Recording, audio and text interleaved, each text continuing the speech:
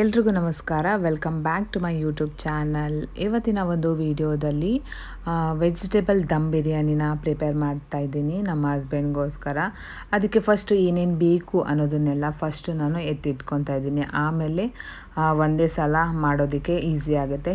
ಯಾರಿಗೆಲ್ಲ ಈ ಥರ ಮಾಡಿಕೊಂಡು ಮಾಡೋದಕ್ಕೆ ಈಸಿ ಆಗುತ್ತೆ, ಇಲ್ಲಾಂದರೆ ಅಲ್ಲಲ್ಲೇ ಕಟ್ ಮಾಡಿ ಅಲ್ಲಲ್ಲೇ ಹಾಕಿ ಮಾಡೋದಕ್ಕೆ ಈಸಿ ಆಗುತ್ತೆ ಅನ್ನೋಂಥ ಕಾಮೆಂಟ್ ಮಾಡಿ. ಇಲ್ಲಿ ನಾನು ಒಂದು 2 ಕಪ್ ಆಗುವಷ್ಟು ಅಕ್ಕಿನ ತೊಗೊಂಡು ಅದನ್ನು ಬೇಯಿಸಿ ಇಟ್ಕೊಂಡಿದ್ದೀನಿ. ಒಂದು 70% ಆಗುವಷ್ಟು ನಾನು ಬೇಯಿಸಿ ಇಟ್ಕೊಂಡಿದ್ದೀನಿ.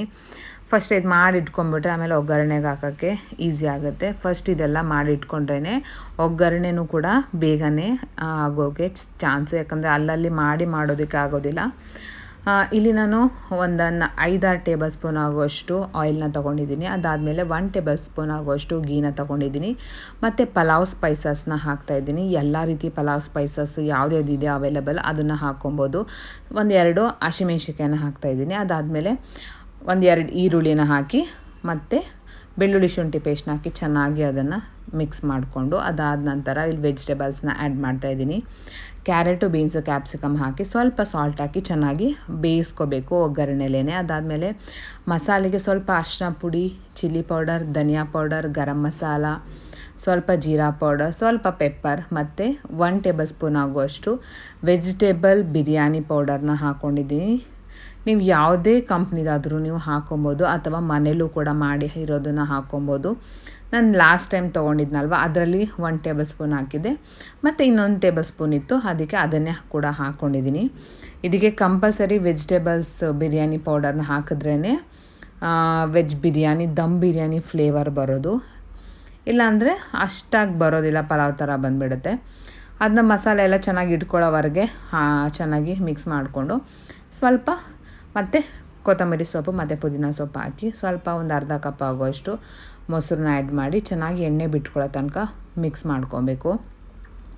ಬೇಯಿಸ್ಕೊಂಡು ಅದಾದಮೇಲೆ ಅಕ್ಕಿ ಏನು ನೀವು ಮಾಡ್ಕೊಂಡಿರ್ತೀರಲ್ವ, ಅನ್ನ ಮಾಡ್ಕೊಂಡಿರ್ತೀರಲ್ವ ಅದನ್ನು ಫುಲ್ ಹಾಕಿ ಅದು ಆದಮೇಲೆ ಬೇಕು ಅಂತಂದರೆ ನೀವು ಮಸಾಲ ಕೆಳಗಡೆ ಏನಿದೆ ವೆಜಿಟೇಬಲ್ಸ್ ಮಸಾಲ ಅದನ್ನು ತೆಗೆದು ಒಂದು ಲೇಯರ್ ಅನ್ನ, 1 ಲೇಯರ್ ಅದು ಮಸಾಲ ಏನಿದೆ ಅದು ಮತ್ತು 1 ಲೇಯರ್ ಆ ಥರನೂ ಹಾಕ್ಕೊಬೋದು. ಇಲ್ಲಾಂದರೆ ಡೈರೆಕ್ಟ್ ಕೆಳಗಡೆನೇ ಮಸಾಲೆ ಎಲ್ಲ ಇರಲಿ, ಮೇಲ್ಗಡೆ ರೈಸ್ ಹಾಕಿ ಒಂದು 10 ನಿಮಿಷ ದಮ್ ಕಟ್ಟೋಕ್ಕೆ ಇಡ್ತೀನಿ ಅಂತಂದ್ರೂ ಓಕೆ, ಹೆಂಗಾದರೂ ಮಾಡ್ಕೊಬೋದು. ಅದಾದಮೇಲೆ 1 ಟೇಬಲ್ ಸ್ಪೂನ್ ಆಗೋಷ್ಟು ಮೇಲ್ಗಡೆ ಸ್ವಲ್ಪ ತುಪ್ಪನ ಹಾಕಿ ಮತ್ತು ಸ್ವಲ್ಪ ಕೊತ್ತಂಬರಿ ಸೊಪ್ಪು ಮತ್ತು ಪುದೀನ ಸೊಪ್ಪನ್ನ ಹಾಕ್ತಾಯಿದ್ದೀನಿ. ಅದು ಚೆನ್ನಾಗಿ ಫ್ಲೇವರ್ ಬಿಡುತ್ತೆ. ಅದಾದಮೇಲೆ ಇದಕ್ಕೆ ನೀವು ಸ್ವಲ್ಪ ಕಲರ್ನೂ ಕೂಡ ಹಾಕ್ಕೊಬೋದು ಅಥವಾ ಕೇಸರಿನ ನೆನೆಸಿಬಿಟ್ಟು ಆ ನೀರನ್ನು ಕೂಡ ಹಾಕಿದ್ರೆ ಸ್ವಲ್ಪ ಆರೆಂಜ್ ಕಲರ್ ಬರುತ್ತೆ. ಮತ್ತು 1/4 ಗಂಟೆ ಆಗೋಷ್ಟು ದಮ್ ಕಟ್ಟೋಕ್ಕೆ ಇಡಬೇಕು. ಕೆಳಗಡೆ ಒಂದು ತವ ಹಾಕಿ ಮೀಡಿಯಮ್ ಫ್ಲೇಮಲ್ಲಿ ಇಟ್ಬಿಟ್ಟು ಮೇಲ್ಗಡೆ ಒಂದು ಪ್ಲೇಟ್ ಸ್ವಲ್ಪ ಆಚೆ ಕಡೆ ಗಾಳಿ ಬರಬಾರ್ದು ಆ ಥರ ಇಟ್ಬಿಟ್ಟು ಪ್ಲೇಟ್ನ ಮೇಲ್ಗಡೆ ಒಂದು ನೀರು ಪಾತ್ರೆನ ಹಾಕಿಟ್ಟಿದ್ದೀನಿ. ಅದಾದಮೇಲೆ ಸ್ವಲ್ಪ ಪಾತ್ರೆ ಇತ್ತು, ಅದನ್ನು ಕೂಡ ಎಲ್ಲ ವಾಶ್ ಮಾಡಿಕೊಂಡೆ. ಅದಾದಮೇಲೆ 1/4 ಗಂಟೆ ಆದಮೇಲೆ ಮತ್ತೆ ನಾನು ಅದನ್ನು ವಾಪಸ್ ತೆಗ್ದೆ, ನೋಡೋಣ ಯಾವ ಥರ ಆಗಿದೆ ಅಂತ. ಮೇಲ್ಗಡೆ ಎಲ್ಲ ಪುದೀನ ಕೊತ್ತಂಬರಿ ಎಲ್ಲ ಅದೆಲ್ಲ ಏನಾಗಿತ್ತು ಸ್ಟೀಮ್ ಥರ ಆಗಿಬಿಟ್ಟಿತ್ತು. ಅದಾಗಿದ್ದರೆ ನೀಟಾಗಿ ರೆಡಿಯಾಗಿದೆ ಅಂತ ಅರ್ಥ. ಅದಾದಮೇಲೆ ಚೆನ್ನಾಗಿ ಮಿಕ್ಸ್ನ ಮಾಡಿಕೊಂಡೆ. ತುಂಬಾ ಟೇಸ್ಟಿಯಾಗಿ ಬಂದಿತ್ತು. ನೀವು ಕೂಡ ಒಂದು ಸಲ ಟ್ರೈ ಮಾಡಿ. ಮತ್ತು ಇದು ಸಂಡೆಯ ನೈಟ್ ವ್ಲಾಗ್ ಆಗಿರುತ್ತೆ. ಮತ್ತು ಸಂಡೇ ಸ್ವಲ್ಪ ಆಚೆ ಹೋಗ್ಬಿಟ್ಟು ಬರೋಣ ಏನಾದರೂ ತಿಂದ್ಕೊಂಡು ಅಂದ್ಬಿಟ್ಟು ಆಚೆ ಹೋಗಿದ್ವಿ. ಆ್ಯಸ್ ಯೂಶ್ವಲ್ ಪನ್ನೀರ್ ದೋಸೆ ಮತ್ತು ಬೇಬಿಕಾರ್ನ್ ದೋಸೆ ಏನೋ ತೊಗೊಂಡಿದ್ವಿ. ತುಂಬಾ ದಿವಸ ಆಗಿತ್ತು, ಹೋಗೇ ಇರಲಿಲ್ಲ, ಸುಮ್ಮನೆ ಬೇಜಾರಾಗ್ತಾ ಇತ್ತಲ್ವಾ ಅಂದ್ಬಿಟ್ಟು ಸುಮ್ಮನೆ ಹಂಗೆ ಆಚೆ ಹೋಗ್ಬಿಟ್ಟು ಬರಬೇಕಾದ್ರೆ ತಿಂದ್ಕೊಂಡು ಬಂದ್ವಿ. ಮತ್ತು ಇದು next day morning Monday vlog ಆಗಿರುತ್ತೆ. ಇವಾಗ ಒಂದು 2 ಡೇಸ್ ಆಯಿತು, 2 to 3 ಡೇಸ್ ಆಯಿತು ವೀಡಿಯೋಸು ಏನು ಮಾಡ್ಕೊಳಕ್ಕಾಗಿರಲಿಲ್ಲ. ಸ್ವಲ್ಪ ಸುಸ್ತು ಆ ಥರ ಆಗ್ತಾಯಿತ್ತು. ಜಸ್ಟ್ ಮನೆಯಲ್ಲಿ ಏನು ಕೆಲಸ ಇದೆ ಅದು ಮಾಡ್ಕೊಳ್ಳೋದು, ತಿನ್ನೋದು, ಅಡುಗೆ ಮಾಡೋದು ಈ ಥರ ಇದ್ದೆ. ಈ 3rd ಟ್ರೈಮಿಸ್ಟರಲ್ಲಿ ಈ ಥರ ಕಾಮನ್ ಆಗ್ತಾ ಇರುತ್ತೆ. ಈ ಥರ ನಾರ್ಮಲಾಗಿ ಜಾಸ್ತಿ ಮೋಷನ್ಗೆ ಹೋಗೋದು, ಯೂರಿನ್ ಪಾಸ್ ಮಾಡೋದು, ಕೈಕಾಲು ನೋವು ಬರೋದು, ಕೈಕಾಲೆಲ್ಲ ಊತ ಬರೋದು, ಆಮೇಲೆ ಜಾಸ್ತಿ ಕಾಲೆಲ್ಲ ಸ್ವೆಲ್ಲಿಂಗ್ ಬರೋದು, ಬ್ಯಾಕ್ ಪೇಯ್ನ್ ಬರೋದು, ಕಾಲೆಲ್ಲ ಸೆಳೆಯೋದು ಈ ಥರ ಆಗ್ತಾ ಇರುತ್ತೆ. 3rd ಸೆಮಿಸ್ಟರಲ್ಲಿ ತುಂಬ ಬಾಡಿಯಲ್ಲಿ ವೇರಿಯೇಷನ್ ಆಗ್ತಾ ಇರುತ್ತೆ. ಸೊ ಅದರಿಂದ ಇದೆಲ್ಲ ಕಾಮನ್ ಆಗಿರುತ್ತೆ. ಸೊ ಆದಷ್ಟು ಕಾಲೆಲ್ಲ ಊತ ಬಂದುಬಿಡುತ್ತೆ, ಸ್ವೆಲ್ಲಿಂಗ್, ಬಾಡಿ ಎಲ್ಲ ಸ್ವೆಲ್ಲಿಂಗ್ ಆಗಿಬಿಡುತ್ತೆ, ಮತ್ತು ಫೇಸು ಕೂಡ ಸ್ವೆಲ್ಲಿಂಗ್ ಆಗಿಬಿಡುತ್ತೆ. ಈ ಟೈಮಲ್ಲಿ ಕಾಮನ್ನು, ಮತ್ತು ಡೆಲಿವರಿ ಆದಮೇಲೆ ಎಲ್ಲ ನಾರ್ಮಲಾಗಿ ಬರುತ್ತೆ. ಅದರಿಂದ ಸ್ವಲ್ಪ ನನಗೆ ಆಗ್ತಾ ಇರಲಿಲ್ಲ ಅಂದ್ಬಿಟ್ಟು ನಾನು ವೀಡಿಯೋಸ್ ಏನು ಮಾಡ್ಕೊಳ್ಳೋಕ್ಕಾಗಿರಲಿಲ್ಲ. ಸ್ವಲ್ಪನೇ ವೀಡಿಯೋಸ್ನ ತೊಗೊಂಡಿದ್ದೆ ಅಷ್ಟೇ. ಮತ್ತು ಮಂಡೇ ಮಾರ್ನಿಂಗ್ ಎದ್ದು ಹಾಸ್ಪಿಟಲ್ಗೆ ಹೋಗಬೇಕಾಗಿತ್ತು, 3ನೇ ತಾರೀಕು ಅಪಾಯಿಂಟ್ಮೆಂಟ್ ತೊಗೊಂಡಿದ್ದೆ. ಬಟ್ ಬೇರೆ ಏನೋ ಕಾರಣದಿಂದ ಹೋಗೋಕ್ಕಾಗಿರಲಿಲ್ಲ. ನೆಕ್ಸ್ಟ್ ಡೇ ಹೋಗೋಣ ಅಂದ್ಬಿಟ್ಟು ಸುಮ್ಮನೆ ಆದೆ. ಬಟ್ ಮತ್ತೆ ಅವರು ಕಾಲ್ ಮಾಡಿದರು, ನಾನು ಅವ್ರಿಗೆ ಇನ್ಫಾರ್ಮ್ ಮಾಡಿರಲಿಲ್ಲ ಬರೋದಿಲ್ಲ ಅಂದ್ಬಿಟ್ಟು. ಮತ್ತೆ ಕಾಲ್ ಮಾಡಿದ್ರು, ಬರ್ತಾ ಇದ್ದೀರಾ ಅಂತ. ಇಲ್ಲ ಅಂದೆ. ಸೊ 1-2 ಡೇಸ್ ಆದಮೇಲೆ ಬನ್ನಿ, ಡಾಕ್ಟರ್ಗೇನು OPDದು ಕೆಲಸ ಇದೆ, ಸೊ ಅಲ್ಲಿಗೆ OPDಗೆ ಹೋಗಬೇಕು ಅಂತ ಅಂದ್ಬಿಟ್ಟು ಗುರುವಾರ ಬರೋಕ್ಕೆ ಹೇಳಿದ್ರು. ಗ್ರೋತ್ ಸ್ಕ್ಯಾನಿಂಗ್ ಇದೆ ಗುರುವಾರ, ಅದ್ರದ್ದು ಕೂಡ ನಾನು ವಿಡಿಯೋನ ಮಾಡ್ಕೊತೀನಿ. ಗ್ರೋತ್ ಸ್ಕ್ಯಾನಿಂಗ್ ಮಾಡಿಸ್ಬೇಕು.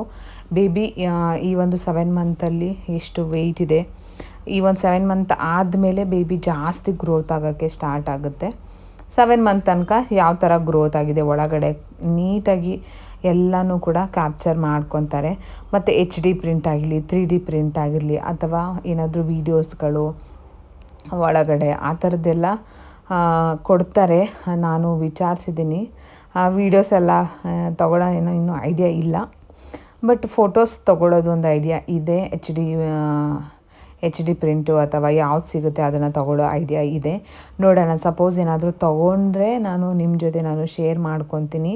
ಇದರಲ್ಲಂತೂ ನೀಟಾಗಿ 7 ಮಂತಲ್ಲಿ ಬೇಬಿ 30 ವೀಕ್ಸ್ ಆದಮೇಲೆ, 32 ವೀಕ್ಸ್ ಎಲ್ಲ ಆದಮೇಲೆ ಬೇಬಿ ಒಳಗಡೆ ಕಂಡುಬಿಡುತ್ತೆ. ಮತ್ತು ಅದರದ್ದೆಲ್ಲ ಮೂಮೆಂಟು ಆಗಲಿ ನೀಟಾಗಿ ಎಲ್ಲ ಕರೆಕ್ಟಾಗಿ ಬೆಳವಣಿಗೆ ಆಗಿಬಿಟ್ಟಿರುತ್ತೆ. ಬಟ್ ಅದು ನೋಡೋಕ್ಕೆ ಒಂಥರ ವೀಡಿಯೋದಲ್ಲಾಗಿರಲಿ ಅಥವಾ ಈ ಥರ ಫೋಟೋಸ್ಗಳಾಗಿರಲಿ, ರಿಯಲಾಗಿ ಒಳಗಡೆ ಯಾವ ಥರ ಇರುತ್ತೆ ಅದೇ ರೀತಿ ಪಿಕ್ಚರ್ನ ಕೊಡ್ತಾರೆ. ನಾನೊಂದು 2-3 ವೀಡಿಯೋದಲ್ಲಿ ನೋಡಿದ್ದೀನಿ. ಅದು ನೋಡಿದ್ರೇ ಒಂಥರ ಅನಿಸುತ್ತೆ, ಚೆನ್ನಾಗಿ ಅನಿಸುತ್ತೆ. ಸೊ ನೋಡೋಣ, ನಾನು ಗುರುವಾರ ಹೋದಾಗ ಆದಷ್ಟು ಕ್ಲಿಪ್ಪಿಂಗ್ಸ್ನ ತೊಗೊತೀನಿ, ನಿಮ್ಮ ಜೊತೆನೂ ಕೂಡ ಶೇರ್ ಮಾಡ್ಕೊತೀನಿ. ಮತ್ತು ಬೆಳಗ್ಗೆ ಚಪಾತಿ ಮತ್ತು ಪನ್ನೀರ್ ಬಟರ್ ಮಸಾಲಾನ ಪ್ರಿಪೇರ್ ಮಾಡ್ಕೊಳ್ಳೋಣ ಅಂತಂದ್ಬಿಟ್ಟು ಎಲ್ಲನೂ ರೆಡಿ ಮಾಡ್ಕೊತಾ ಇದ್ದೆ. ಪನ್ನೀರ್ ಬಟರ್ ಮಸಾಲ ನಿಜವಾಗ್ಲೂ ತುಂಬಾ ಈಸಿ, ಟೊಮೆಟೊ ಗೊಜ್ಜಿಗಿಂತನೂ ತುಂಬಾ ಈಸಿ. ಅದಕ್ಕಿಂತ ಇದೇ ಟೇಸ್ಟಿಯಾಗಿರುತ್ತೆ, ಅದು ಕೂಡ ಟೇಸ್ಟಿಯಾಗಿರುತ್ತೆ, ಇಲ್ಲ ಅಂತಲ್ಲ. ಬಟ್ ತುಂಬಾ ಈಸಿಯಾಗಿ ಮಾಡ್ಕೊಬೋದು. ಕೆಲವೊಬ್ಬರಂತೂ ಪನ್ನೀರ್ ಬಟರ್ ಮಸಾಲ ಮಾಡೋಕ್ಕಾಗೋದಿಲ್ಲ, ಹೋಟೆಲ್ಗಳೆಲ್ಲ ಅಷ್ಟೇ ಮಾಡ್ಕೊಳಕ್ಕಾಗೋದು, ನಾವು ಅದೆಲ್ಲ ಏನೇನೋ ಹಾಕ್ಬಿಟ್ಟು ಆ ಥರ ಎಲ್ಲ ಟೇಸ್ಟ್ ಬರೋದಿಲ್ಲ, ಮಾಡ್ಕೊಳಕ್ಕಾಗೋದಿಲ್ಲ ಅಂತ ಅಂದ್ಕೊತೀವಿ. ಬಟ್ ನಿಜವಾಗ್ಲೂ ನನಗಂತೂ ನಾನು ಪಟ್ಟಂಥ ಪನ್ನೀರ್ ಇತ್ತು ಅಂದರೆ ಇದನ್ನೇ ಮಾಡಿಬಿಡ್ತೀನಿ. ಇದರಲ್ಲೂ ತುಂಬ ವೆರೈಟೀಸ್ ಆಗಿ ಮಾಡ್ಬೋದು. ಈಗ ನಾನು ಮಾಡ್ತಾ ಇರೋದು ತುಂಬಾ ಈಸಿಯಾಗಿ ಮಾಡ್ಕೊಳ್ಳೋ ಅಂತಹದ್ದು. ಒಂದು 1/4 ಗಂಟೆನೂ ಬೇಕಾಗಿಲ್ಲ. ಇದನ್ನು ಟೊಮೆಟೊ ಮತ್ತು ಒಂದು 5 ಟೊಮೆಟೊನ ತೊಗೊಂಡಿದ್ದೀನಿ, 1-2 ಈರುಳ್ಳಿನ ತೊಗೊಂಡಿದ್ದೀನಿ, ಒಂದು ಸ್ವಲ್ಪ ಗೋಡಂಬಿ ತೊಗೊಂಡಿದ್ದೀನಿ, ಅಷ್ಟೇ. ಇದಿಷ್ಟನ್ನು ಎಣ್ಣೆಯಲ್ಲಿ ಹಾಕಿ ಚೆನ್ನಾಗಿ ಫ್ರೈ ಮಾಡಿಕೊಂಡು ಸ್ವಲ್ಪ ಅರಿಶಿನ ಪುಡಿ, ಸ್ವಲ್ಪ ಉಪ್ಪನ್ನ ಹಾಕ್ಬಿಟ್ಟು ಫ್ರೈ ಮಾಡಿಬಿಟ್ರೆ ಬೇಗನೆ ಎಲ್ಲ ಬೆಂದೋಗ್ಬಿಡುತ್ತೆ.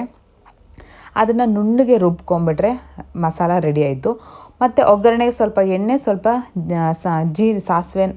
ಜೀರಿಗೆನ ಹಾಕಿ ನಾವೇನು ಮಸಾಲಾನ ರುಬ್ಕೊಂಡಿರ್ತೀವಲ್ವ ಅದನ್ನು ಹಾಕಿಬಿಟ್ಟು, ನಿಮಗೆ ನೀರು ಬೇಕು ಅಂದ್ರೂ ಹಾಕ್ಕೊಬೋದು, ಇಲ್ಲಾಂದರೆ ಇಲ್ಲ. ಕನ್ಸಿಸ್ಟೆನ್ಸಿ ನೋಡಿಕೊಂಡು ಒಂಚೂರು ನೀರನ್ನ ಹಾಕ್ಕೊಂಡು ಪನ್ನೀರನ್ನ ಕ್ಯೂಬ್ಸ್ ಆಗಿ ಕಟ್ ಮಾಡಿಬಿಟ್ಟು ಇದಕ್ಕೆ ಆ್ಯಡ್ ಮಾಡಿಕೊಂಡು, ಸ್ವಲ್ಪ ಮಸಾಲೆಗೆ ಸ್ವಲ್ಪ ಅಚ್ಚ ಖಾರದ ಪುಡಿ, ಸ್ವಲ್ಪ ಧನಿಯಾ ಪೌಡರ್, ಸ್ವಲ್ಪ ಗರಂ ಮಸಾಲ, ಇದಿಷ್ಟನ್ನು ಹಾಕಿ ಒಂದು 2 ನಿಮಿಷ ಕುದಿಸಿದ್ರೆ ಮುಗೀತು.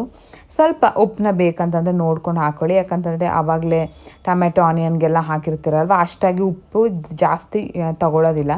ಮತ್ತು ಲಾಸ್ಟಲ್ಲಿ ಸ್ವಲ್ಪ ಸಕ್ಕರೆನ ಹಾಕ್ಕೊಳ್ಳಿ, ಒಂದು 1/4 ಟೇಬಲ್ ಸ್ಪೂನ್ ಆಗೋಷ್ಟು ಸಕ್ಕರೆ. ಬೇಕು ಅಂದರೆ ಇದಕ್ಕೆ ಹಾಲನ್ನು ಕೂಡ ಆ್ಯಡ್ ಮಾಡ್ಕೊಬೋದು, ಇಲ್ಲಾಂದರೆ ಫ್ರೆಶ್ ಕ್ರೀಮ್ನ ಆ್ಯಡ್ ಮಾಡ್ಕೊಬೋದು. ತುಂಬ ಅಂದರೆ ತುಂಬ ಟೇಸ್ಟಿಯಾಗಿರುತ್ತೆ. ಒಂದು ಸಲ ನೀವು ಡೆಫಿನೆಟ್ಲಿ ಟ್ರೈ ಮಾಡಿ. ತುಂಬ ಕ್ವಿಕ್ಕಾಗಿ ಮಾಡ್ಕೊಬೋದು, ಮಕ್ಕಳಿಗೆಲ್ಲ ತುಂಬಾ ಹೆಲ್ತಿಯಾಗಿರುತ್ತೆ. ನಾವು ಕೂಡ ಅಷ್ಟೇ, ದೊಡ್ಡವರು ಮಕ್ಕಳಿಗೆ ಯಾರಾದರೂ ಅಷ್ಟೇ ಚಪಾತಿ ಜೊತೆ ತುಂಬಾ ಟೇಸ್ಟಿಯಾಗಿರುತ್ತೆ. ಬೇಕು ಅಂತಂದರೆ ಗೀ ರೈಸ್ ಜೊತೆನೂ ನೀವು ತಿನ್ಬೋದು, ಇಷ್ಟ ಇದ್ದರೆ ಮಾತ್ರ. ತುಂಬ ಜಲ್ದಿ ಆಗುವಂಥ ಒಂದು ಗ್ರೇವಿ ಇದು. ನಾನು ಮಾಡ್ತಾಯಿರ್ತೀನಿ. ಜಾಸ್ತಿ ಪನ್ನೀರ್ ಇದ್ದಾಗ ನನಗೆ ಜಾಸ್ತಿ ಪನ್ನೀರ್ ಬಟರ್ ಮಸಾಲ ಇಷ್ಟ ಆಗುತ್ತೆ. ಇದಕ್ಕೆ ಬೇಕಂದರೆ ನೀವು ಕ್ಯಾಪ್ಸಿಕಮು ಮತ್ತು ಆನಿಯನ್ನ ಸ್ವಲ್ಪ ದಪ್ಪದಾಗಿ ಕಟ್ ಮಾಡಿಬಿಟ್ಟು ಫ್ರೈ ಮಾಡಿ ಎತ್ತಿಟ್ಕೊಂಡು ಲಾಸ್ಟಲ್ಲಿ ಕೂಡ ಇದನ್ನು ಆ್ಯಡ್ ಮಾಡ್ಕೊಬೋದು. ಬೇಡ ಸಿಂಪಲ್ಲಾಗಿ ಇರಲಿ ಅಂತಂದರೆ ಜಸ್ಟ್ ಪನ್ನೀರ್ ಹಾಕಿ ಮಾಡ್ಕೊಬೋದು. ಸಪೋಸ್ ಏನಾದರೂ ಅದನ್ನೆಲ್ಲ ಹಾಕ್ಬಿಟ್ಟು ಮಾಡಿದ್ರೆ ಇನ್ನೂ ಚೆನ್ನಾಗಿರುತ್ತೆ. ಸ್ವಲ್ಪ ಕಸ್ತೂರಿ ಮೇಥಿನ ಹಾಕಿದ್ರೆ ಸಾಕು ಮೇಲ್ಗಡೆ, ಸಖತ್ತಾಗಿರುತ್ತೆ. ಒಂದು ಸಲ ನೀವು ಟ್ರೈ ಮಾಡಿ ಹೇಗೆ ಬಂತು ಅಂತ ನನಗೆ ಕಾಮೆಂಟ್ ಮಾಡಿ ಹೇಳಿ. ಅದಾದಮೇಲೆ ಚಪಾತಿ ಹಿಟ್ಟು ಕೂಡ ಎಲ್ಲನೂ ಕಲಸಿಟ್ಬಿಟ್ಟು ಮತ್ತು ಸ್ಲ್ಯಾಬ್ ಎಲ್ಲ ನೀಟಾಗಿ ಕ್ಲೀನ್ ಮಾಡಿಬಿಟ್ರೆ ಮುಗೀತು.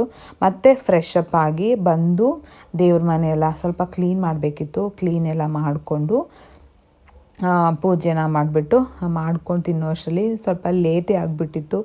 10 o'clock ಮೇಲಾಗಿತ್ತು ಅನಿಸುತ್ತೆ. ಅಷ್ಟೋ ತನಕ ಹೊಟ್ಟೆ ಹಸ್ಕೊಂಡೆಲ್ಲ ಇರೋದಕ್ಕೆ ಆಗೋದಿಲ್ಲ. ಬೇಗನೆ ತಿಂದ್ಬಿಡ್ಬೇಕು. ಅದಾದಮೇಲೆ ಸ್ವಲ್ಪ ಸ್ನಾನಕ್ಕೆ ಬೇರೆ ಹೋಗಬೇಕಾಗಿತ್ತಲ್ಲ, ಸೊ ಅದರಿಂದ ಸ್ವಲ್ಪ ಆಯಿಲ್ ಬೇರೆ ನಾನು ಹಿಂದಿನ ದಿವಸ ಅಪ್ಲೈ ಮಾಡಿರಲಿಲ್ಲ. ಅದಕ್ಕೇ ಆಯಿಲ್ನ ಅಪ್ಲೈ ಮಾಡಿಕೊಂಡು ಸ್ನಾನ ಮಾಡೋದು ತುಂಬಾ ಬೆಸ್ಟು. ಇಲ್ಲ ಅಂತಂದರೆ ಹೇರು ರಫ್ ಆಗಿಬಿಡುತ್ತೆ. ನಾನು ತುಂಬ ಸಲ ಹೇಳಿದ್ದೀನಿ ಇದನ್ನು. ಹೋಗೋದು ಒಂದು 5 ನಿಮಿಷ ಅಂದ್ರೂ ಪರವಾಗಿಲ್ಲ, 10 ನಿಮಿಷ ಅಂದ್ರೂ ಪರವಾಗಿಲ್ಲ, ಅರ್ಧ ಅವರ್ ಅಂದ್ರೂ ಪರವಾಗಿಲ್ಲ. ನಾನಂತೂ ಸ್ವಲ್ಪ ಆಯಿಲ್ನ ಅಪ್ಲೈ ಮಾಡಿಕೊಂಡೇ ಸ್ನಾನನ ಮಾಡೋದು. ನೀವು ಕೂಡ ಒಂದು ಸಲ ಟ್ರೈ ಮಾಡಿ, ಇದನ್ನು ನಿಮಗೂ ಕೂಡ ವರ್ಕ್ ಆಗುತ್ತೆ. ಹಂಗೇ ಡ್ರೈ ಇದ್ದಾಗಲೇ ಸ್ನಾನ ಮಾಡ್ಕೊಂಬಿಟ್ರೆ ಹೇರು ಇನ್ನೂ ಡ್ರೈ ಆಗೋ ಚಾನ್ಸಸ್ ಇರುತ್ತೆ. ಡ್ರೈ ಆಗೋ ಚಾನ್ಸಸ್ ಎಲ್ಲ ಡ್ರೈ ಆಗಿಬಿಡುತ್ತೆ. ಸೊ ಆಯಿಲ್ನ ಸ್ವಲ್ಪ ಹಾಕ್ಕೊಂಡು ಸ್ನಾನ ಮಾಡೋದ್ರಿಂದ ಸಾಫ್ಟ್ ಆಗುತ್ತೆ. ಇದು ನನ್ನ ಒಂದು ಎಕ್ಸ್ಪೀರಿಯೆನ್ಸ್ ಮೇಲೆ ನಾನು ಹೇಳ್ತಾ ಇರೋದು. ಹೇರು ಸ್ವಲ್ಪ ಗ್ರೋತ್ ಚೆನ್ನಾಗಿದೆ, ಬಟ್ ಅಂದರೆ ಸ್ವಲ್ಪ ಸಣ್ಣಕ್ಕಾಗ್ಬಿಟ್ಟಿದೆ. ಯಾಕಂದರೆ ಸ್ಟಾರ್ಟಿಂಗಲ್ಲೆಲ್ಲ ತುಂಬಾ ಹೇರ್ ಫಾಲ್ ಆಗ್ತಾಯಿತ್ತು. ಅದಾದಮೇಲೆ ಪ್ರೆಗ್ನೆಂಟ್ ಟೈಮಲ್ಲಿ ತುಂಬ ಹೇರ್ ಗ್ರೋತ್ ಆಗುತ್ತೆ ಅಂತ ಅಂತಾರೆ. ಮತ್ತು ಹೇರೆಲ್ಲ ಶೈನಿ ಬರುತ್ತೆ, ಲಾಂಗ್ ಹೇರ್ ಆಗುತ್ತೆ ಅಂತ. ಬಟ್ ನನಗಂತೂ ಲಾಂಗಾಗಿ ಬೆಳೀತಾ ಇದೆ, not bad. But hair loss ಆಗಿತ್ತು. ಹೇರ್ ಲಾಸ್ ಆಗಿ ಮತ್ತೆ ಹೇರ್ ಗ್ರೋತ್ ಆಗ್ತಾಯಿದೆ. ನಮ್ಮನೆ ಮೇಲಂತೂ ಯಾವಾಗಲೂ ಫ್ಲೈಟು ಒಂದು 20 ನಿಮಿಷಕ್ಕೊಂದು ಸಲ, ಒಂದು 1/4 ಗಂಟೆಗೊಂದು ಸಲ ಹೋಗ್ತಾನೆ ಇರುತ್ತೆ. ಅದು ಬಂದವಾಗ ಆಫ್ ಮಾಡಿ ಆಮೇಲೆ ಮತ್ತೆ ಸ್ಟಾರ್ಟ್ ಮಾಡಬೇಕು. ಇಲ್ಲಾಂದ್ರೆ ಅದು ಸೌಂಡ್ ಒಂಥರ ಇರಿಟೇಷನ್ ಆಗುತ್ತೆ. ಅದಾದಮೇಲೆ ಸ್ವಲ್ಪ ನಾನು ಯಾವಾಗಲೂ ಅಷ್ಟೇ ಆಯಿಲ್ ಅಪ್ಲೈ ಮಾಡಿಕೊಂಡು ಸ್ನಾನಕ್ಕೆ ಹೋಗ್ತಾಯಿದ್ದೀನಿ ಅಂದವಾಗ ಸ್ವಲ್ಪ ಎಣ್ಣೆನೂ ಕೂಡ ಕೈ ಕಾಲಿಗಾಗಲಿ ಸ್ವಲ್ಪ ಮುಖಕ್ಕೆ ಹಚ್ಕೊಂಡು ಸ್ನಾನ ಮಾಡೋದು ತುಂಬಾ ಬೆಸ್ಟು. ಇವಾಗಂತೂ ತುಂಬಾ ಚಳಿ ಇರೋದ್ರಿಂದ ಸ್ಕಿನ್ನು ಬೇಗನೆ ಡ್ಯಾಮೇಜ್ ಆಗೋ ಚಾನ್ಸಸ್ ಇರುತ್ತೆ. ನಾನು ಅಷ್ಟು ಹಾಕ್ಕೊಂಡ್ರೂ ನನಗೇ ಸ್ವಲ್ಪ ಈ ಒಡ್ಕೊಳ್ಳೋ ಥರ ಫೀಲ್ ಆಗ್ತಾ ಇರುತ್ತೆ. ಅದಕ್ಕೆ ನಾನು ಹಾಕ್ಕೊತಾ ಇರ್ತೀನಿ. ಏನೋ ಕ್ರೀಮೆಲ್ಲ ಹಾಕ್ಕೊಂಡು ಔಟ್ಸೈಡ್ ಅಂತೂ ಹೋಗಬಾರ್ದು, ಆವಾಗ ಇನ್ನೂ ಡ್ಯಾಮೇಜ್ ಆಗಿಬಿಡುತ್ತೆ. ಬೆಸ್ಟು ನೀವು ಮಲ್ಕೊತೀರಲ್ವ, ಆವಾಗ ಸಾಕ್ಸ್ ಎಲ್ಲ ಹಾಕ್ಕೊಂಡು ಕಾಲಿಗೆಲ್ಲ ಹಾಕ್ಕೊಂಡು ವ್ಯಾಸ್ಲಿನ್ ಹಾಕ್ಕೊಂಡು ಮಲ್ಕೊಂಡ್ರೆ ಬೆಳಗ್ಗೆ ಎದ್ದು ವಾಶ್ ಮಾಡ್ಕೊಂಬಿಟ್ರೆ ಏನಿಲ್ಲ, ಆರಾಮ್ಸೆ ಈಸಿಯಾಗಿ ಇದಾಗುತ್ತೆ. ಇಲ್ಲ ಅಂತಂದ್ರಂತೂ ಒಂದು ಮಾಡೋಕ್ಕೋಗಿ 2 ಮಾಡ್ತೀವಲ್ವ, ಆ ಥರ ಆಗಿಬಿಡುತ್ತೆ.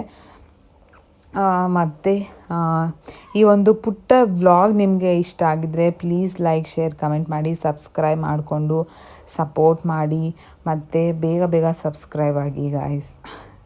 ಇಲ್ಲಾಂದರೆ ಏನಾದರೂ ಒಂದು ರೆಸ್ಪಾನ್ಸ್ ಮಾಡಿ ನನಗೆ ಏನು ಎತ್ತ ಅಂತ. ಇಲ್ಲಾಂದರೆ ನಾನು ಸುಮ್ಮನೆ ಒಂಥರ ಮುಡಿ ಥರ ಆಗಿಬಿಟ್ಟಿರ್ತೀನಿ. ಚಪಾತಿ ಎಲ್ಲ ಮಾಡ್ಕೊಂಡು ತಿನ್ನೋ ಅಷ್ಟರಲ್ಲಿ ಸುಸ್ತಾಯಿತು. ಮತ್ತು ವಿಡಿಯೋ ನೋಡಿದ್ದಕ್ಕೆ ತುಂಬಾ ಥ್ಯಾಂಕ್ಸ್. Love you all.